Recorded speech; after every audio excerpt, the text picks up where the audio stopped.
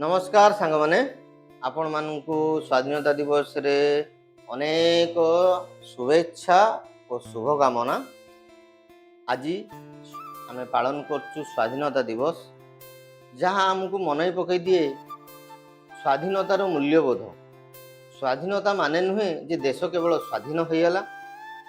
स्वाधीनतार माने निज गोटे निजे ठिया हवा, निज निष्पत्ति निजे नबा, अन्य कहार सहारा न नहीं निजे केमती एका आगु बढ़ी चलवा। प्लस आउ कहा भी आमे आम मन खोलिकी साहाय्य करिपरिबा, सहानुभूति दे परिबा, तार माने होउची स्वाधीनता।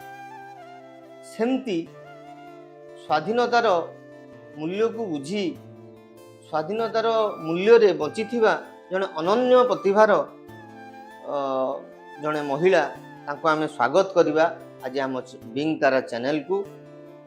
आज जो प्रतिभार जो महिला को आमे आम चैनल ले इंट्रोड्यूस कराऊचु से आउ कहीं नुहंती, से आमर प्रिय बड़मा जे कि तांको जीवनर स्वाधीनता केमिति से निजको गढ़ी तोड़ी मनीष करी निजको बंचिचंती एवं तांको जीवन केमिति अतिबाहित करचंती। आज चलतु आमे शुणिबा आउ तांको देखिबा। बिंग तारा चैनल को आपण मानकु स्वागत। आमर प्रियर बड़मा बड़मा आम दर्शक मान किछ कुह। मो ना एलोकेश दास, आपण मानकु स्वागत स्नेह और आशीर्वाद मोर। बड़मांकर नाम होची एलोकेश दास, गोटे यूनिक नाम आउ तांकर पर्सनालिटी भी बहुत यूनिक। आमे जानिबा आज जे तांकर कौन माने नाम रो यूनिक पछरे कारण कौन आज आम से जिनसा जानिबा। चलतु बड़मा टू बुझा। बड़मा आउ कौन तुमर जन्म कौटी होता, तुम घर कौन केमती, तुम नाम केमती एलोकेश पड़ला? मो बाप घर है फुलुडा। फुलुडार मो बापा नाम राधा कृष्ण पट्टनायक, माँ ना दुर्गामणि पट्टनायक। सेठी जन्म ग्रहण करी किसी बापा माँ रो बापा घर कहीं नथिले, अजांकर भी कहीं नथिले, से तो मात्र माँ तांकु से पाली से घरे रखिथिले। सेठी जन्म ग्रहण करथिले। मो दुई जनकर अजा बाप माँ रो स्नेह रे मु बढ़िथिली। मो तळकु चारि भाई, मु एक भौणी। चारि भाई रे गोटे भौणी। एलोकेश नाटा केमती पड़ला? एलोकेश ना किए देला आ केमती पड़ला? बाबा कलिकतार एनसीसी कॉलेज रो पियन थिले। से सेठी तांको मु जतबे जन्म हेली से ऑफिस रो तांको लेक्चर मानन को पचारिले मोर गोटे झियो हिची। त माने कहले तो ता ना एलोकेश बोली दबो। सेइदु मो ना एलोकेश बोली कि दिया गले। एलोकेश रो अन्य अर्थ मु जति जानिबारे दुर्गांकर गोटे अन्य नाम कि दुर्गा को आम संबोधन करूँ एलोकेश रे। जेहेतु कलिकता रे अजा चाकरी करथिले, कलिकता तो जानथिबे दुर्गा पूजा होची बहुत फेमस। काली पूजा, दुर्गा पूजा माँ प्रिय सेठी, समस्ते माँ को बहुत भल पाती। तेणु प्राय किए सजेसन करचंती माँ को रूप में माँ जड़े आसचंती, तेणु एलोकेश नाम रे नामित करिया पई से माने सजेसन दे थाई पारंती। ताले बड़मा पढ़ापढ़ी केते जाई कोन कलो? सेते पढ़ापढ़ी मु 7 जे पाठ 7 जे पाठ पढ़िली। सेते बेले झियो माने बोर्ड है ना बाहर को बाहर न सेति पई 7 लो पाठ पढ़ा बंद कर। पाठ पढ़ा बंद कर देले। तथापि बाबांकर इच्छा थिला जे मैट्रिक पास करला परे चेन्नई कलिकता रो ताको कॉलेज रो एनसीसी कॉलेज रे से भर्ती करले, किंतु मो माँ किंतु सेटा बाधा देले। ना झियो माने केबे पाठ पढ़ो नै, रांदा बडा सिखिबे पाठ पढ़ो। एथि पई मते पाठ पढ़ा बंद कर। तापरे क्रमे बडी 15 वर्ष रे हेदिनी मते बाहा दे। 15 वर्ष रे विवाह हेइथला? 15 वर्ष रे बाहा दे। सेई बाघर कतरो मोर चालीला रो सेइलु बहुत दुख घर आनी पुटिले। माने विवाह पर जतले आपण आसिले सेतले एठिकार परिस्थिति सेते किछि भलो नथला, बहुत दयनीय परिस्थिति थिला। ସେ ଘରଟାକୁ ମୁଁ ସଜାଡ଼ିବା ପାଇଁ ବହୁତ ପରିଶ୍ରମ ବି କରିଛି, ସମସ୍ତଙ୍କୁ ବି ଉଠେଇଛି। ମୋ 2 ଜଣ ଦୌର ବି ଥିଲେ, ସେମାନେ ବି ବହୁତ ମତେ ସ୍ନେହ ଶ୍ରଦ୍ଧା କରୁଥିଲେ। ସେ ଏଇଦିନ ତୁ ବୋଲି କହିନାହାନ୍ତି ତାପରେ ରହିକି ମୁଁ କ୍ରମେ ପଢିଲି। ତାପରେ ପୁଅଟିଏ 20 ବର୍ଷ ବେଳକୁ ପୁଅ ଗୋଟେ ଜନ୍ମ ହେଲା। ସେ ପୁଅକୁ ମୁଁ ପାଠ ପଢିବାର 5 ବର୍ଷରେ ହେଇଗଲା। ତାପରେ ମୁଁ ମହିଳା ସମିତିର ମତେ ରଖିଲେ, ସେଠି 6-7 ବର୍ଷ ମହିଳା ସମିତିରେ ରହିନି। 5 ବର୍ଷ ହେଇଗଲା ଯେତେବେଳେ ପୁଅକୁ ପାଠ ପଢା ଆରମ୍ଭ କଲି। ମହିଳା ସମିତିରେ ଯେ ଥିଲେ କାର୍ଯ୍ୟକାରୀ ହିସାବରେ ଥିଲେ, ମାନେ ପ୍ରଥମ କାର୍ଯ୍ୟକାରୀ ଥିଲେ, ତାପରେ କିଛି ଆଗକୁ ବଢିଲେ ନା କଣ? ନା 5 ବର୍ଷ ରହିଲା ପରେ ମହିଳା ସମିତିରେ ରହିଲା ପରେ ଖାଦ୍ୟ ଆଣିଲି, ରାନ୍ଧି ଦେଲି, ଇଏ କଲି। ପିଲା ମହିଳା ସମିତିରେ ସେକ୍ରେଟାରୀ ପୋଷ୍ଟ ପାଇଥିଲେ ପରା? ସେଥିରେ କାମ କଣ ଥିଲା ମହିଳା ସମିତିରେ? ବ୍ଲକ ଯିବା, ଖାଦ୍ୟ ଆଣିବା, ମାସକୁ ଥରେ ରିଟର୍ନ ଦେଇତେ ଯିବା, ଏଠି ରୋଷେଇ କରିକି ସେମାନଙ୍କୁ ଦବା, ପୁଣି ତାଙ୍କ ଖାତା ପତ୍ର। ମାନେ ଦେଖନ୍ତୁ ଦର୍ଶକ ବନ୍ଧୁ, ବଡ ମାଙ୍କର ବୟସ ଆଜି କେତେ ହେଲାଣି? 72 ବର୍ଷ। ସେ କହୁଛନ୍ତି ତାଙ୍କର 20 ବର୍ଷର କଥା। ସେତେବେଳେ ସମାଜରେ ଗୋଟେ ନାରୀ ବାହାରିବା, ଆଉ ଗୋଟେ ନାରୀ କେମିତି ଗୋଟେ କାମ କରିବା, ବ୍ଲକ ଯିବା, ସେତେବେଳେ ଗାଡି ଘୋଡାର ସେମିତି ସୁବିଧା ବି ନାହିଁ, ମୋବାଇଲର ସୁବିଧା ନାହିଁ। ଶାଶୁ ଶ୍ୱଶୁରଙ୍କର କାମ ସାରି, ଘରର କାମ ସାରି, ପିଲା ଛୁଆଙ୍କ କଥା ବୁଝି ଗୋଟେ କାମକୁ ଓହ୍ଲେଇବା ଗୋଟେ ବହୁତ ବଡ ମାନେ ସାହସିକତାର ପରିଚୟ, ଯୋଉଟା କି ଆଜି ଆମେ ତ ଛୋଟ ଛୋଟ କାମକୁ ଡରି ଯାଉଛୁ ଯେ ଏତେ କାମ କଣ କେମିତି କରିବୁ। ଯାହା ବି ହଉ, ବଡମା କିନ୍ତୁ ତାଙ୍କ ଲକ୍ଷ୍ୟସ୍ଥଳରେ ପହଞ୍ଚିବା ପାଇଁ ସେ ସବୁବେଳେ ଚେଷ୍ଟିତ। ସେ ସବୁବେଳେ ଚେଷ୍ଟା କରୁଛନ୍ତି ଯେ କେମିତି ନିଜକୁ ସମାଜରେ ଗୋଟେ ନିଜକୁ ପ୍ରତିଷ୍ଠିତ କରିବେ, କେମିତି ଘରକୁ ଉଠେଇବେ, କେମିତି ପିଲା ଛୁଆଙ୍କୁ ମଣିଷ କରିବେ। ତ ପିଲା ଛୁଆଙ୍କୁ ମଣିଷ କରିବା ପାଇଁ ସେ ମହିଳା ସମିତି ବି କାମ କରୁଥାନ୍ତି, ପ୍ଲସ୍ ପିଲାଙ୍କୁ ପାଠ ପଢା ସେତେବେଳେ ଷ୍ଟାର୍ଟ କରି ସାରିଲେଣି। ସେତେବେଳେ ବି ପୁଅଟି 5 ବର୍ଷର ହେଲା, ସେ ଏକା ପଢିଲାନି, ତା ସାଙ୍ଗକୁ ଆଉ 2 ଜଣ ପିଲା ଆଣି ଯେତେବେଳେ ପାଠ ପଢେନି, ସେତେବେଳେ କ୍ରମେ ପିଲା ମୋ ପାଖରେ ପଶିଲେ ଯେ ଆମ ଛକ ପଢା, ସିଏ କଲେ ଆମ ଛକ ଏରକ କରି 20-22 ଛୁଆ ମୁଁ ପାଠ ପଢେଇ। ତାପରେ ଗାଈ ରଖିଲି, ଗାଈ କ୍ଷୀର, ପୁଣି ମହିଳା ସମିତିରେ ରହିଲି। ମହିଳା ସମିତିର ପୁଣି ଟ୍ରେନିଂ କେତେ ଚାଷ ବିଷୟରେ ବି ଯାଇଛି, ବହୁତ ଟ୍ରେନିଂ ବି ମେଣ୍ଟେନ କରିଛି। ସେମିତି ହାତ ବୁଣା କାମ ସବୁ କନି। ହାତ ବୁଣା କାମ ମାନେ କାଇଁଚ ଫାଇଁଚ ଯୋଉ ସବୁ ବୁଣ, କାଇଁଚର ବି ବୁଣିନି, ତାପରେ ହାତରେ ବାସନ ବୁଣିନି, ତାପରେ ସ୍ୱେଟର ଝିଅ ମାନଙ୍କ ପାଇଁ ମୁଣ୍ଡ ବାନ୍ଧିବା ପାଇଁ ସେଗୁଡାକ ବନେଇନି, ତାପରେ ପୁଅ ମାନଙ୍କ ପାଇଁ ବି ମାଫଲର ବନେଇନି, ତାପରେ ରୁମାଲ ସେତେବେଳେ ତଉଲିଆର ସବୁ ଫୁଲ ପକା ହଉଥିଲା ତାକୁ କରୁଥିଲି, ତାପରେ ପିଟୋଗ୍ରାଫ ସେଗୁଡାକ ବି ଫଟୋ ଉଠଉଥିଲି। ଏରକମ ସବୁବେଳେ ନାଗିନି, ପୁଣି ସମସ୍ତଙ୍କୁ ଶିଖିବା ପାଇଁ ଚେଷ୍ଟା, କିଛି ବିକାଳ ହେଲେ ସମସ୍ତେ ଆସୁଥାନ୍ତି ମୋ ପାଖରୁ ଶିଖୁଥାନ୍ତି। ମାନେ ବଡମା ନିଜେ ଶିଖୁଥିଲେ ଏବଂ ଆଉ କିଛି ଲୋକଙ୍କୁ ବି ଶିଖଉଥିଲେ, ଯୋଉଟା କି ତାଙ୍କର ଜୀବନ ପ୍ରତି ଉନ୍ନତିର କାରଣ ହେଇପାରେ। ଆଉ ବଡମାଙ୍କର ଆଉ ଗୋଟେ ହଉଛି ଆମର ଏରିଆରେ ବଡମା ଗୋଟେ ସୁପ୍ରସିଦ୍ଧ ପାଠ ପଢା ପାଇଁ, ମାନେ ୟୁପି ସ୍କୁଲ ଯାଇ ସେ ଟ୍ୟୁସନ ମାନେ ପିଲାଙ୍କୁ ପଢାନ୍ତି। ମାନେ ଘରର ସମସ୍ତଙ୍କ ଘରର ପ୍ରାୟ ଡିମାଣ୍ଡ ଯେ ସେ କେମିତି ଆସି ବଡମାଙ୍କ ପାଖରେ ପିଲାଟି ଛାଡିବ, ପାଠଟି ପଢିବ, ପିଲାଟି ମଣିଷ ହବ। ଆଉ ବଡମା ତାଙ୍କ କର୍ତ୍ତବ୍ୟ ପାଇଁ ବହୁତ ସଜାଗ। ଟାଇମ ମାନେ ଟାଇମ, ପାଠ ପଢା ମାନେ ପାଠ ପଢା, ପାଠ ପଢା ହେଇନି ମାନେ ସେ ଯେମିତି ପାଠ ପଢା ନେବେ। ଆଉ ପିଲାଙ୍କର ଗୋଟେ ଡର ଥାଏ, ମଣିଷର ଡର ନ ରହିଲେ ସେ କେବେ ବି ଗୋଟେ ଭଲ ମଣିଷ ହେଇପାରିବ ନାହିଁ। ଯୋଉ ମଣିଷର ଡର ନାହିଁ ସେ କେବେ ବି ମାନେ ଗୋଟେ ଭଲ ମଣିଷ ହେଇପାରିବ ନାହିଁ। ତେଣୁ ବଡମା ଆମର ଏଠିକାର ଗୋଟେ ଡିମାଣ୍ଡିଂ ଟିଚର। ୟୁପି ସ୍କୁଲ ଯାଏ ଆମ ଏରିଆର ସବୁ ପିଲା, କୋଉ ଯଦି ବାଇଚାନ୍ସ ହାତ ଗଣିତରେ ଗୋଟେ ଦିଟା ଛାଡି ଯାଇଥିବେ, ନହେଲେ ସବୁ ପିଲା ବଡମାଙ୍କ ପାଖରେ ହିଁ ପଢିକି ଯାଇଛନ୍ତି। ବହୁତ ପିଲା ମଣିଷ ହେଇଛନ୍ତି। ବଡମା ଆମର ଏଠି କୃଷି ବିଜ୍ଞାନ କେନ୍ଦ୍ର ଅଛି। ବଡମା ଆମର ସେଠୁ ବି ସାର୍ଟିଫିକେଟ ମାନେ ଟ୍ରେନିଂ ନେଇଛନ୍ତି, ସାର୍ଟିଫିକେଟ ପାଇଛନ୍ତି। ସେଠୁ କଣ ବଡମା ସେଠିକାର କୃଷି ବିଜ୍ଞାନ କେନ୍ଦ୍ର କଣ କେମିତି ହେଲା? ସବୁ ପ୍ରକାର ଗଛ ପତ୍ର ମୁଁ ବାଡିରେ ଲଗେଇଥାଏ। ତେଣୁ ସେମାନେ ଆସି ଦେଖିଲେ ଯେ କୌଣସି ଗଛ ଖୋଜିବାର ନାହିଁ, ସବୁ ପ୍ରକାର ଗଛ ମୁଁ ବାଡିରେ ଲଗେଇଥାଏ। ସେଇଥିପାଇଁ ସେମାନେ ବି ମତେ ପ୍ରାଇଜ ଦେଇଥିଲେ। ପ୍ରତ୍ୟେକ ବର୍ଷ କୃଷି ବିଜ୍ଞାନ କେନ୍ଦ୍ର ଜନ୍ମଦିନରେ ହିଁ ମତେ ସବୁବେଳେ ଷ୍ଟାଫ ଭଳିଆ ଡାକୁଥାନ୍ତି। ସବୁବେଳେ ମୁଁ କୃଷି ବିଜ୍ଞାନ କେନ୍ଦ୍ରକୁ ସବୁଦିନ ଯାଉଛି। ଆମର ଏଇଠି କୃଷି ବିଜ୍ଞାନ କେନ୍ଦ୍ର ଅଛି। ଆଉ ବଡ଼ମା ଖାଲି ପାଠ ପଢ଼ାରେ ମାହିର ନୁହନ୍ତି। ବଡ଼ମା ଆମର ମାନେ ଅଲ୍ ଇନ୍ ଅଲ୍ ଯେମିତି କୁହନ୍ତି ଅଲରାଉଣ୍ଡର। ସେ ମଣିଷ ତିଆରି କରିବାରେ, ଗଛ ଲଗେଇବାରେ, ଗାଈ ଗୋରୁ ସେବା କରିବାରେ, କେଉଁ ଗଛକୁ କେଉଁ ଟାଇମ୍ରେ ସାର ଦିଆଯିବ, କେଉଁ ସିଜନରେ କେଉଁ ଗଛ ଲାଗିବ, କେଉଁଥିରେ କେତେ ପରିମାଣର ଖତ ଦିଆଯିବ, ସବୁ ଜିନିଷରେ ସେ ମାହିର। ତେଣୁ ଏତେ ସବୁ ଜିନିଷ ଦେଖି କୃଷି ବିଜ୍ଞାନ କେନ୍ଦ୍ର ବାଲା ବି ଆଶ୍ଚର୍ଯ୍ୟ ହେଇଗଲେ ଯେ ଏଇଭଳିଆ ଗୋଟେ ପ୍ରତିଭାଶୀଳ ଲୋକ ଏଇଠି ଅଛନ୍ତି। ତେଣୁ ସେ ତାଙ୍କୁ ନିମନ୍ତ୍ରଣ କରି ନେଇ ପୁରସ୍କୃତ ବି କରିଛନ୍ତି। ଆଉ ବଡ଼ମାଙ୍କର ଆଉ ଗୋଟେ ଭଲ ଜିନିଷ ହେଉଛି ସେ ରୋଷେଇ ବି ବହୁତ ଭଲ କରୁଥାନ୍ତି। ମାନେ ଯେତିକି ଆମେ ଦେଶୀ ରୋଷେଇ ଦେଖିବେ, ଦେଶୀ ମାନେ ଆପଣ ଦେଖିବେ ପତ୍ର ପୋଡ଼ା, ଆମର ଗୋଟେ ତାଟିଆ ବସା କୁହନ୍ତି, ଆପଣଙ୍କ ଆଡ଼େ କ'ଣ କୁହନ୍ତି ମୁଁ ଜାଣିନାହିଁ।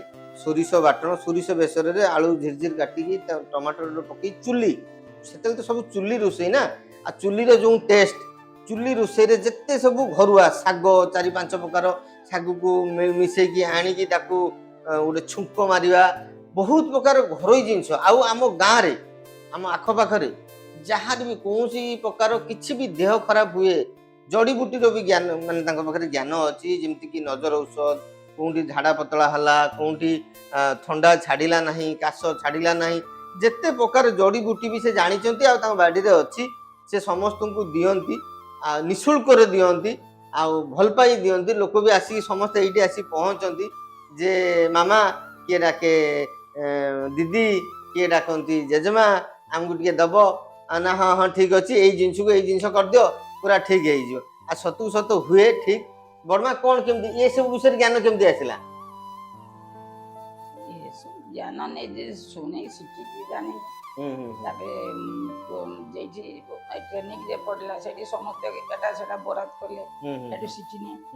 ତାପରେ କେବିକେର ଯେତେବେଳେ ଶିଖିନି, ମାନେ ମେନ୍ କଥା ହେଉଛି ସେ ଜ୍ଞାନ ଆହରଣ କରିବାକୁ ଚାହିଁଲେ, ସେ ଜ୍ଞାନ ଶିଖିବାକୁ ଚାହିଁଲେ, ସେଇ ଯୋଉ ସେ ଶିଖିଲେ। ତାଙ୍କର ଇଚ୍ଛା, ଦୃଢ଼ ଇଚ୍ଛା ଶକ୍ତି, ଆଉ ମାନେ ଗୋଟେ ହାର୍ଡ ୱାର୍କିଂ, ତା ଫଳରେ ସେ ନିଜକୁ ଏତିକି ବାଟକୁ ଟାଣି ଆସିଲେ। ତାପରେ କେବିକେର 6 ମାସ କୃଷି ବିଜ୍ଞାନ କେନ୍ଦ୍ରରେ 6 ମାସ ସିଲେଇ ଟ୍ରେନିଂ ରହି, ସିଲେଇ ଟ୍ରେନିଂ କଲ? ସିଲେଇ ଶିଖିନି। 6 ମାସ ସିଲେଇ ଶିଖିଲା ପରେ ମହିଳା ସମିତି ସେତେବେଳେ ବନ୍ଦ ହେଇଗଲା। ତାପରେ ନିରକ୍ଷରତାରେ ବାହାରିଲା। ହଁ, ନିରକ୍ଷରତାରେ ବଡ଼ମା ଏଟା ଗୋଟେ ବଡ଼ ପଏଣ୍ଟ। ନିରକ୍ଷରତାରେ ସେ ସାମିଲ ଥିଲେ ଅଭିଯାନରେ, ବୁଢ଼ାବୁଢ଼ୀ ମାନଙ୍କୁ ସବୁ ଶିଖଉଥିଲେ। କେତେ ସେଟା କେତେ ବର୍ଷ? ସେଟା କେତେ ବର୍ଷ ଶିଖେଇଲ? ସେଟା 2-3 ବର୍ଷ ଶିଖିଲେ, କିନ୍ତୁ ବୁଢ଼ାବୁଢ଼ୀ ମାନେ ଏତେବେଳେ ସେତେବେଳେ ଆସୁନଥାନ୍ତି। ସେତେବେଳେ ବୁଢ଼ାବୁଢ଼ୀ ମାନେ ଆଉ ପିଲାମାନେ ଯାହାକୁ ପାଠ ପଢ଼ିବେ, ସେମାନେ ଆମର ଏ କାମ ଅଛି ସେ କାମ ନାମ ଦୋଷ କରିବେ, ଶିଖିପାରିବେ। ସରକାର ବି କିନ୍ତୁ ଚେଷ୍ଟା କରାଏ। ସବୁ ପ୍ରକାର ବହି, ଭାଗବତ ସବୁ ବହି ପାଇଥିଲେ, ସବୁ ପଢ଼େଇକି ତାଙ୍କୁ ବୁଝଉଥିଲି ବି, ଘଣ୍ଟେ ଆସିକି ପଢ଼େଇ ବୁଝଉଥିଲି, ସମସ୍ତଙ୍କୁ ଡାକୁଥିଲି। ସମସ୍ତଙ୍କୁ ଶିଖିବା ପାଇଁ ମୋର ଚେଷ୍ଟା, କିନ୍ତୁ ଶିଖିବା ଉପରେ ଚେଷ୍ଟା। ଶିଖିବା ପାଇଁ ଚାହିଁଲେ ଜଣେ ଶିଖିପାରିବ, ଜଣେ ନ ଚାହିଁଲେ କୁଆଡୁ ଶିଖିବ?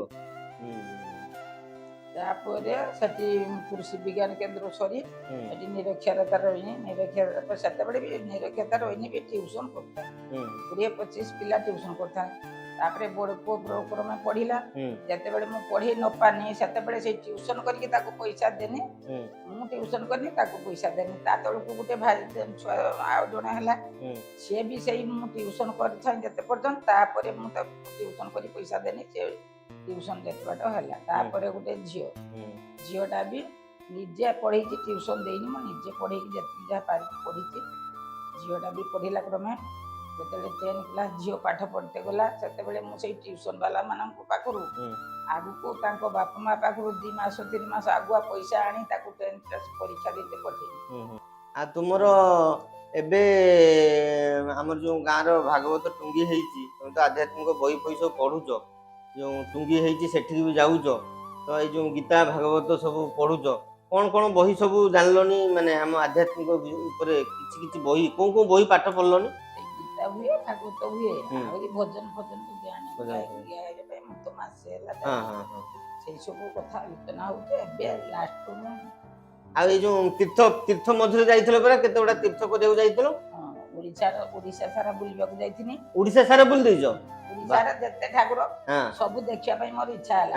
ମାନେ ଭାରତ ଯାଇପାରିବିନି ଏତେ ପଇସା ଦେଇ ଓଡ଼ିଶାରେ ଆମର ବୁଲିବା ପାଇଁ ଇଚ୍ଛା ମୁଁ ଗନି ଓଡ଼ିଶା ସାରା ବୁଲିନି ସେଠି ବୁଲିକି ଆସିନି ତାପରେ ଆମ ପୁଅ ମାନେ କହିଲେ ଏଲାହାବାଦ ଯାଉ ସେଠି ଏଲାହାବାଦ 8 ଦିନ ଗନି ସେଠି ସବୁ ସେଠି ବୁଲିକି ଆସିନି ତାପରେ ଲାଷ୍ଟ ଅଯୋଧ୍ୟା ପଠେଇଲେ ଅଯୋଧ୍ୟା ମଥୁରା ବୃନ୍ଦାବନ ଚିତ୍ରକୂଟ ଏଗୁଡ଼ା ଏଇଠି ବୁଲି ବୁଲାକି ମାନେ ଦେଖନ୍ତୁ ମନ ଯଦି ଆପଣଙ୍କ ଠିକ୍ ଥାଏ ଯଦି ଆପଣ ଈଶ୍ୱରଙ୍କ ଆଡ଼କୁ ମନ ନେଇଥିବେ ଯଦି ଆପଣ ତାଙ୍କୁ ଖୋଜୁଥିବେ ସେ ନିହାତି ବାଟ କାଢ଼ିଦେବେ ତ ତାଙ୍କର ମନ ହେଲା ଯେ ମୁଁ ବାହାରକୁ ଯାଇପାରେ ନା ନାହିଁ କିନ୍ତୁ ଓଡ଼ିଶାରେ ଧରେ ସବୁ ଜାଗା ସବୁ ଠାକୁରଙ୍କ ଦର୍ଶନ ଟିକେ କରିଦିଏ ଆଉ ଠାକୁରଙ୍କର ଆଶୀର୍ବାଦ ଭକ୍ତର ମନୋକାମନା ସେ ନିହାତି ପୂରଣ କରନ୍ତି ତେଣୁ ଯେଉଁ ବାଟେ ହଉ ସେ ଓଡ଼ିଶା ଯାକ ବୁଲି ଆସିଲେ ସବୁ ତୀର୍ଥକ୍ଷେତ୍ର କରି ଆସିଲେ ଅଯୋଧ୍ୟା ବି ଯାଇ ବୁଲି ଆସିଛନ୍ତି ବୃନ୍ଦାବନ ବି ଯାଇ ବୁଲି ଆସିଛନ୍ତି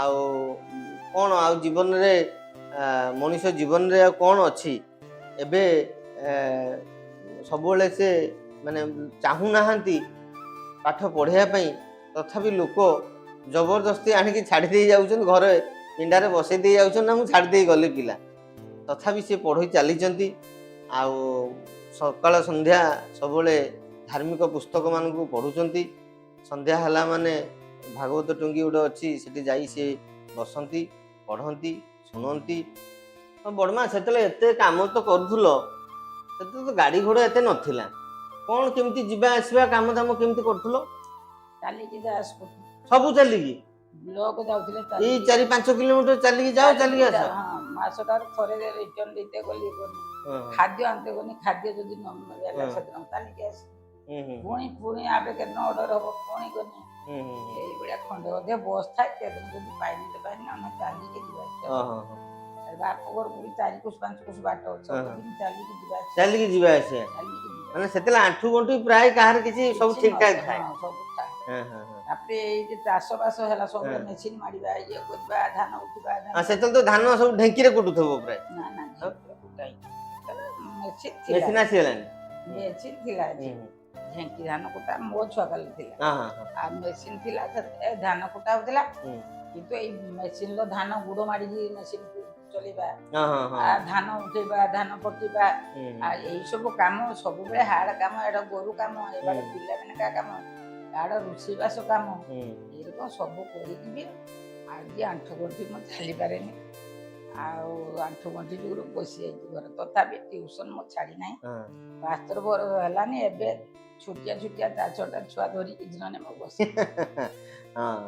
ଠିକ୍ ଅଛି ଆଉ ବଡ଼ ମାଙ୍କର ଆଉ ଗୋଟେ ସୁଇଟ୍ ମେମୋରି ଯେଉଁଟା ମନେ ପଡ଼ିଲା କହୁଛି ଏଇ ବୟସରେ ଆମମାନେ ସବୁବେଳେ ମାଆଙ୍କୁ କି ବଡ଼ ମାଆଙ୍କୁ ଆମେ ଦେଉ ଶାଢ଼ୀ କି ଯାହା ବି ତାଙ୍କ ଦରକାରୀ ଜିନିଷ କିନ୍ତୁ ବଡ଼ ମା ଚିନ୍ତା କଲେ ଯେ ମୋ ଜୀବନ ଆଜି ଅଛି କାଲି ନାହିଁ ତାଙ୍କର 2ଟି ବୋହୂ ଆଉ ତାଙ୍କର 2 ଦିଅରଙ୍କର 2ଟି ବୋହୂ ତ ସେ ଚିନ୍ତା କଲେ ଯେ ମୁଁ କାଳେ ମୋର ଜୀବନ ଆଜି ଅଛି କାଲି ନାହିଁ ମୁଁ ଯିବା ଆଗରୁ ମୋର 4 ବୋହୂଙ୍କୁ 4ଟି ଶାଢ଼ୀ ଦେବି ଆଉ ସିଏ ତାକୁ 4 ଜଣଙ୍କୁ ଦେଇଥିଲେ ଆଉ ତାଙ୍କର ମନ ଟିକେ ଅଲଗା ପ୍ରକାରର ଜୀବନରେ ବହୁତ କଷ୍ଟ ଖାଇଛନ୍ତି ସତ କିନ୍ତୁ ଖାଇବାରେ ବି ସେ କେବେ କମତି କରନ୍ତିନି ମନ ହେଇଛି ମାନେ ଗୋଟେ ଥର ମନ ପୁରେଇ ସେ ଖାଇଦେବେ ଯେ ଆଉ ମିଳୁ କି ନ ମିଳୁ ବର୍ଷେ ଯାଏ ମିଳୁ କି ନ ମିଳୁ ଆମର ବହୁତ ସଚ୍ଚୋଟ ସେ ଟଙ୍କାଟା ରଖନ୍ତି ନାହିଁ କି କାହାଠୁ କୌଣସି ଜିନିଷ ଏମିତି ନିଅନ୍ତି ନାହିଁ ସିଏ ତାଙ୍କର ଚିନ୍ତା ଏଇଆ ଯେ ମୁଁ କାହିଁକି ଜଣଠୁ ଗୋଟେ ଟଙ୍କାଟେ ନେବି ଆଉ ମୁଁ ଋଣୀ ହେଇ ରହିବି ଆଜ୍ଞା ହଁ ଏ କଥା ସତ ଏ ସମାଜରେ ଆପଣ ଯାହାର ବି ଟଙ୍କାଟା ଖାଇଥିବେ କି ନେଇଥିବେ ଆପଣ ତା ପାଇଁ ଋଣୀ ତେଣୁ ସିଏ ଚାହାନ୍ତି କେବେ ବି ଋଣରେ ରହିବେ ନାହିଁ ପୁରା କ୍ଲିଅର କାଟ୍ ଲୋକ ହୃଦୟ ବି ତାଙ୍କର କ୍ଲିଅର କାଟ୍ ଯାହା କହିବେ ମୁହେଁ ମୁହେଁ ଆଉ ପେଟରେ କିଛି କଥା ରଖିପାରନ୍ତି ନାହିଁ ସେଇଟା ବି ତାଙ୍କ ପାଇଁ ବହୁତ ବଡ଼ ହଇରାଣ ହେଇଯାଆନ୍ତି ସବୁବେଳେ ସବୁ କଥା ସମସ୍ତଙ୍କ ପାଖରେ କହିଦିଅନ୍ତି ନିରୀହ ଲୋକ ଟିକେ ଉଦାସୀନ ଲୋକ ଆଉ ସେ ଟିକେ ବହୁତ ଇମୋସନାଲ ବି ଟିକେ କଥାରେ କାନ୍ଦି ପକାନ୍ତି ଏ ଯୋଗୁଁ ମୁଁ ତାଙ୍କ ପାଖରେ ଯାଇ ପହଞ୍ଚିଲି ଯେତେବେଳେ ମୁଁ କହିଲି ବଡ଼ ମା आज गोटे आमे तुमको इंट्रोड्यूस करू आज ए इंडिपेंडेंट वुमेन तुम्हें तुम लाइफ रो केते किछि सब जो प्रतिभा केते किछि सब अनन्य माने जिनस जोटा कि गोटे नॉर्मल स्त्री लोक करबा पई टे कष्ट होउची कि आजिकल किए कौन केमती भाबुची मु काई एते करी मु एते करि परिबि ना मोर सेते साधन नाही तुमे आसी टिके वीडियो को आसीबो कोन कहले हे मु काई जीबी मोर कौन अछि मु कौन वीडियो करी मत कौन देखिबे लोक मु कहले नाही बणमा देखियार तुमको डाकियार माने या तुमे तुम जीवन रो कष्ट करदेल तुम समय सरी सरी आसुची किंतु तुमर जो जीवन कहानी यदि कहा कान रे पड़ी को स्त्री लोकटीए को महिलाटीए कि को पुरुष लोकटीए भी हूँ जे किछि नथिबा लोक ता जीवन में कष्ट करी जदि से उठिकी पहुँची पारे ताले मु भी मो जीवन रे जदि केबे किछि असुविधा पड़ी थाए कि मु सेई असुविधा रे पड़ी थाए मु भी कष्ट करी कि निज जीवन को बंचई पारिबी निज जीवन को आगु को बढ़ई पारिबी तो ताकू जने दी जन को नाम भी मु कहली जे तांकर प्रतिभा ई भलिया थिला आमे तांको वीडियो देखिलु आउ आमे सेटु अनुप्राणित हेलु जा हो आमे सुनितिलु बिली आमे आउ दी जन को उदाहरण देई परछु देख तांकर भी एमती परिस्थिति खराब थिला से तो आज जीवन ठिया ही पाले सेमती मु बड़मा को जतले बुझिली बड़मा कहले ठीक कथा कहिछु मो जीवन तो सरिया सरिया ऊपर आसिलानी जदी काहार किछि मंगल हेई जाय काहा को जदी किछि भलो लागि जाय जे हाँ जीवन रे असुविधा रहिबो कष्ट आसीबो परिस्थिति आसीबो किंतु परिस्थितिर मुकाबला करिया पड़िबो यारी माने तो संघर्ष ना तो यही होउची आम बड़मा आम प्रिय बड़मा जे कि सुख दुख भितरे गति करी चली चंती आउ आज बिंग तारा चैनल ले आसी से आम चैनल महत्व बढ़ई चंती मो चैनल को आशीर्वाद करचंती से ही आमर कामना तांकोठू छुआ हिसाब रे भल पाइया ही देई परिबा कि जहाँ देई परिया जेते देले भी तांको प्रति कम हबो बड़मा आउ कोन कहउछो को आम जो जो माने दर्शक माने सुनिबे देखिबे सेमान पई पदोट किछि कुओ जे जीवन रे गोटे किछि गोटे मूल मंत्र दियो जीवन माने ही संघर्ष केबे थकिबनी पाठ पढ़िबारे मन दबो आगो को बढ़िबारे चेष्टा करिवो केबे ओळसुआ हे पछ को घुंता मारिबो ज्ञान ही सब किछि ज्ञान ही सब किछि विद्या हैला संसार सबुठारु बड़ धन तेणु मोर एतिकी कथा रक्षा करिवे मन देकी भिडियोटा आपण मानकु केमती लागिला ए कमेंट माध्यम रे जणैबे बिंग तारा चैनल को आपण माने भल पाइबा दउथबे एमती भलो भलो वीडियो पई आमन को आपण माने इंस्पायर करंतु वीडियोटा को जदि चैनलटा को जदि आपण माने सब्सक्राइब करन तो सब्सक्राइब कर देबे एइटु रहूचु जय जगन्नाथ जय मां कालिका मंगला।